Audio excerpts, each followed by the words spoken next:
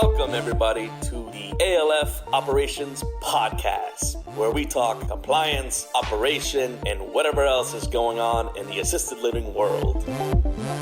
Presented by ALF Boss. Welcome, everybody, to the ALF Boss Podcast. I am super excited this week. We have Mr. Alan Hendricks on the podcast, and I'm excited to have him on board here because he's got a very unique concept to his facility that he's opened up, and I'm going to let him talk to you guys about that. But Mr. Allen, this floor is all yours. Talk to us about your facility. Oh, absolutely, Pascal. Good to see you again. Thanks for the invite. I'm thrilled, and I'm not trying to blow any smoke here, but I absolutely appreciate being able to use you as a resource on the Facebook page, on just all over the place, because this is all new to me. And I appreciate having a place where people can go and ask questions and get feedback, on all kinds of things that I haven't experienced yet, things that I, have or will, or. I really appreciate that. Thank you. Thank you so much. And so do I, and so do we. What are we talking? We're talking. Talk about that unique ALF of yours. Let's let people know about it. Yeah. Let me see. I'll start at somewhere near the beginning. My name's Alan Hendricks. I've been a gay rights activist. I'm a landscape architect, but I've been a gay rights activist from about 2005. And our community has been grappling with the issue of how do we care for our elders for a couple of decades. And we've had some fits and starts on how to do this, but it's a national conversation. And we have found some things that work. And it just seemed to be the next step since we are in Florida. And we have, our community has need for this, has need for an assisted living facility that is LGBT-centric. And I decided that somebody needed to do it. Yeah. And I decided that I could do it. And I'm here to tell you that I have done it. And this couple of days ago, we got our 5th resident. It's an ALF for 6 people. It's in Boynton Beach. And it is, the reason we did it, it was number 1, to provide for our community. Number 2 is to show Tampa, Orlando, Sarasota, Miami that this can be done. So it's a win. As anybody who has an ALF knows, it's hard to do, but we've got there and the demand is there. And now, even though we're still new and we're still getting our footing, in a year and 3 months, we're now operating in the black. And we can say, look, you can do this in Tampa and scale it to whatever the demographics or demographic numbers look like it'll support. We're only the 2nd in the nation that I can find. The Stonewall Gardens in Palm Springs, California has been in operation for about 8 years. I believe they've got 20 beds, 22 beds, and they're delightful. They've been doing it for 8 years. They're up and operational, but it's a critical piece. This is critical care. This is not taking care of somebody at home. It's not nursing home care, but it's obviously something that everybody's could need. And the demographics are there. And the result has been absolutely beautiful. I am well pleased with the results. And so you're pretty much almost full. So that's good. Congratulations. Awesome. That's an awesome job. Thank you. Yeah. So when it comes to networking and stuff, have you found that to be difficult a little bit, or has it been a challenge for you? Or no, and yes, it's only been a challenge for me because I still have my day job. But yeah, no, I'm really proud of you, bud. It's really awesome. It took a lot of guts to go on the ledge, like you said. It's like the 2nd one in the nation, you said, and to go on the limb like that and say, hey, let's put some capital into this and let's make it happen. That's kudos to you. And you went into this blindly, right? You kind of educate yourself about assisted living, and then you just followed, how do we apply and how do we get started? And is that how that went, or? Debating on whether to be, how honest I want to be. Hey, we like honesty. A friend of mine did something similar, a group home, a community home in Delray Beach. And quite honestly, I was like, look at some of these dummies that have ALFs. If they can do it, I can do it.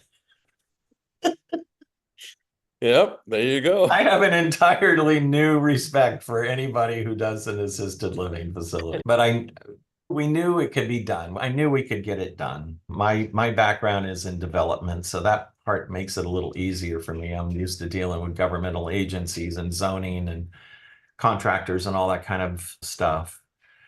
But yeah, it was naive. All right. A naive faith that we could do it. And when I say we, the community, there's a lot of community support, which sometimes is just wind in my sails. Sometimes it's a check. Sometimes it's volunteers helping or organizing an event or whatnot. The networking piece, I knew from my friend Annette. She said, I filled mine up with just going to these networking events. And the people at the networking events are so supportive. They're like, this is a great idea. And just absolutely being supportive and wanting to be a part of, and whatever way they can be a part of. Word of mouth, some advertising. We went straight to the demographic for some of our advertising. In other words, the South Florida Gay News and Watermark and Orlando. I did at the beginning, and when you opened up, I did see a lot of press stuff. You did get a lot of media coverage, and that was pretty awesome. Absolutely. Totally.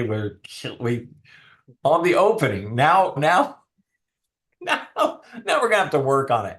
But yeah, we got WXEL or the NPR station and our local news channels, and probably a little bit. We got some good press when we opened. Yeah. Now, is that stuff you worked on it? I mean, you reached out to those individuals, and cool. Yeah, we have another. She's not a volunteer. I paid her, but she's one of my buddies who I run with, who helped us get the word out there, and it was successful.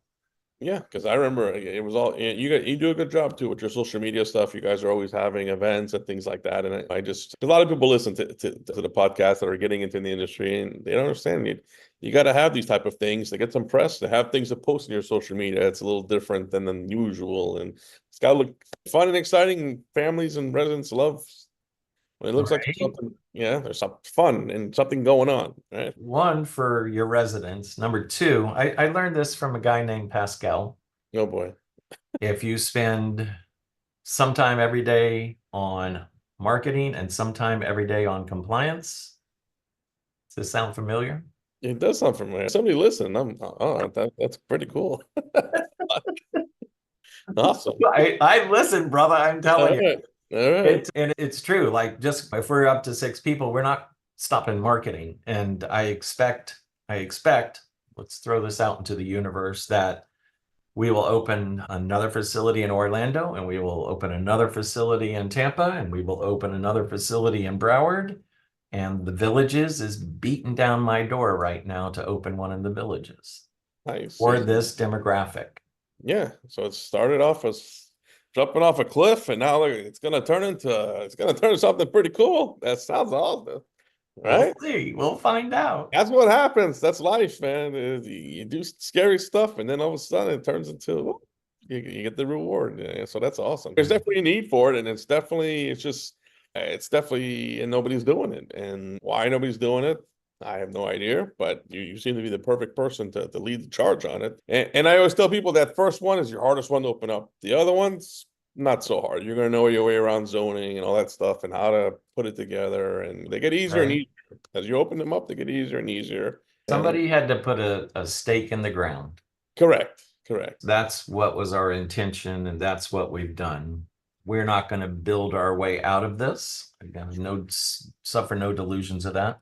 So we are also pushing hard. I'm going to put a plug in here for Sage Care. We're pushing hard to make sure that our local ALFs, or our statewide, our ALFs, are doing a better job of serving this demographic. It's not, a small ALF is not for everybody. Mm-hmm. And our intention is still to provide care and resources for the elder LGBT community. And part of that has got to be training and partnership with our 100-bed, 200-bed facilities. And they can absolutely do that. I think they're actually, most of them are ready, willing, able to take on a training that makes them a better provider for everybody, but specifically for that demographic. And depending on where they're located, those ones I rattled off are big urban areas, and that's where a lot of LGBT elders are. So Gotcha. we're going to continue to work with Sage Care, and I'm going to continue to raw Sage Care as we do our marketing, because that's got to be part of the solution, is bringing in our fellow LFs to be more culturally competent or step past that. And I guess I'll put you a little bit on the spot here. What are maybe some issues that you see that maybe like other facilities, or like you're mentioning the training things, what are some major issues that these type of clients are facing in these type of facilities? I am the guy who tries with a will to be on the positive side of things. Yeah, absolutely. And that being said, I am also not under the delusion that people still don't suffer discrimination in our ALFs and our nursing homes and as much as progress as I've made, I have to remove myself from South Florida and put myself in some other place to remember that gay people suffer at the hands of people that don't understand them. That's just the ugly reality of it. Sure. Whether it's a staff member or whether it's a fellow resident. And that's where I'm going. I've been doing this for quite a while, and I have seen it. It's the residents, these older residents, they, and they're the same way with other ethnic groups, things like that. It's just they come from this old school mentality that they're just, which is not right. It's definitely not right. And like you say, the discrimination, and they're like, I don't know how to explain it. They're like school kids, and they all gang up and they all start blah, blah, blah, blah, and gossiping and whatever the case may be. And yep, I have seen it. Yes, I do agree with you 100% on that. Staff are more open because that's how it is now. It's accepted, and it is what it is. But those the old people, those are the ones it's not just against this group. Like I said, it's against other ethnic groups, and the names that they call sometimes the workers and stuff is totally uncool. So, right. I do agree with you 100% that I have witnessed it. Mostly it's the other residents, that. And how do you train your way out of that? But to answer the question is there's a way, Yeah. It's policy setting. It's building a corporate culture within your facility of this is the way it is and you can adjust. Yeah, no, absolutely. No, absolutely. And then addressing them, you make them come to the office and say, hey, this behavior is not going to be tolerated. Like at school. My wife's a principal. Like kids. I can relate to school. My wife's a principal. She's got kids in her office all day for acting up. But the administrator's office at the ALF is like the principal's office. Hey, I need to talk to you for a few minutes. Come on in. Right. Have that talk with them. Hey, that's inappropriate. If I see it again, I have to give you that 45 days notice or whatever the case may be, because right. And that goes with the ALF world, period. Sometimes I know your facility is smaller, so you probably don't have any sharing rooms, but some of our larger facilities, they will have semi-private sharing rooms, and we'll see all the time bullying. That one guy is a bully, and he's bullying his little roommate, and that's not cool. As administrators, we have to pick up on that and step in and separate them and whatever. It's right. No, constantly advocating for residents. I'm feeling all that and working through the stuff right now. Like right now, everybody is what's becoming this family where residents support each other, and it's a beautiful thing to watch. But absolutely, I've got one who I'm like, I would argue it's not easy getting old. Yeah. And perhaps there's some work we can do there on a spiritual level. Why are you being a jerk to this person? And then we got those people that have been jerks for their whole life. And there's totally that. We all know those types. Yes, we're some wood to knock on. The Karen of the world. Anyways, so getting this thing off the ground and everything, what was like the toughest? What had you like banging your head against the wall, going through the procedure to get it open?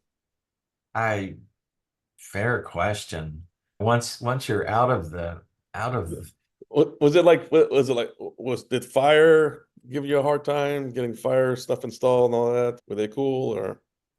no, I had to sprinkle the house. That's the new national code. And yeah, it's the new code. I don't care Yeah, if you've got a yeah, little ALF or a big one, it's going to be sprinkled. yeah. I had my guys who put in I argued with the city. That's where I'm at. That's where I'm going. And usually I there's always arguing going on with that I part. lost that argument. That was a $10,000 bill. Yep. I had two clients this morning. I'm going every day. I have the smaller LFs, and this is what we go. This is what they go through. The fighting back and the city does. The fire marshal doesn't know the code. He's trying to make them put in something that they're not supposed to. We got to go back and Right? fight, and Yeah. that's why I asked.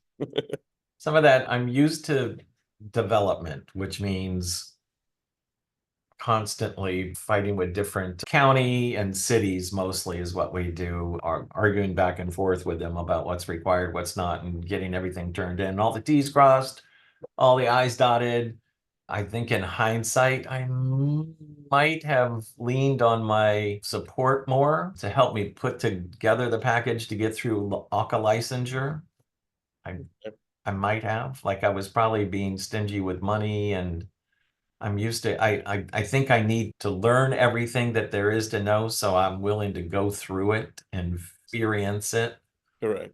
So I think, yeah, getting ALFA licensure was the hardest, and then figuring out how to fill beds. Yeah, that's always the shocker to everybody. They're like I said, they're so excited about going through how do I get they'll hire me to help them get licensed and stuff. And I start telling them, I said, networking, marketing, you got to start doing it now. Do it now. Start making some connections.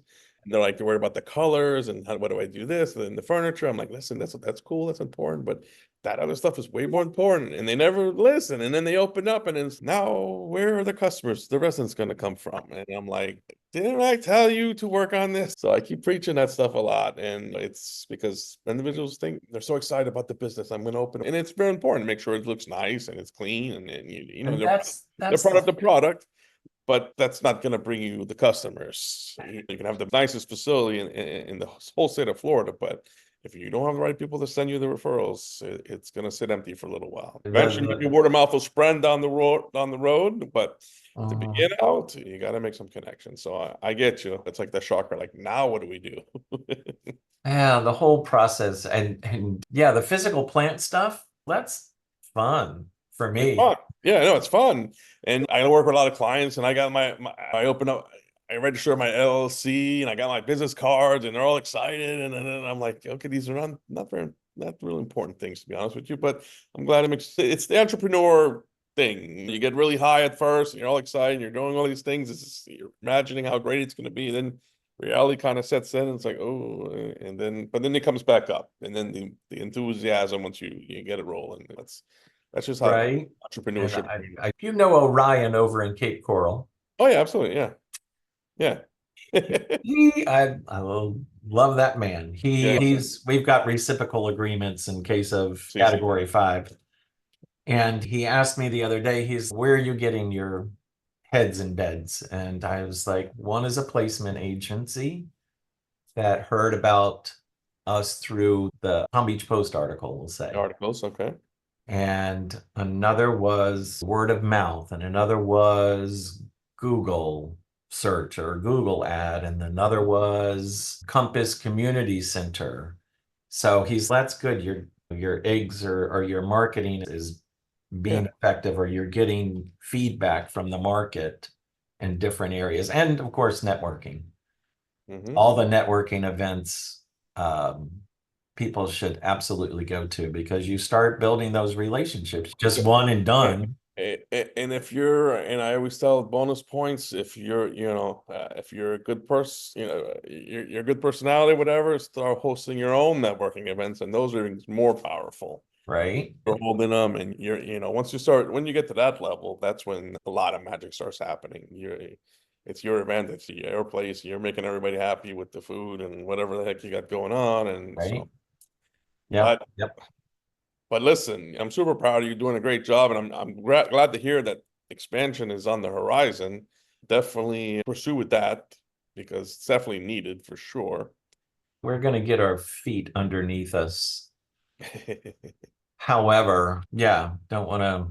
I've got my hands full right now. 6-9 months from now, we'll be like, okay, we've been open a year it's probably been a 4-year project, but we've been open for a year and 3 months. And that allowed me to catch my breath. And for us I need to feel secure in what we've got going. Correct. Yeah. Before I go doing it. And that's the only thing a little challenging. A lot further distances can be a little bit challenging. I do get it. Locally, if you're opening more locally, you'd have more of an eye on it. But sure, it can definitely be done. You just got to find the right people to get on your team there. And I have faith in you. That first one's the easy one, I tell you. Once you get, not easy, that's the hardest one.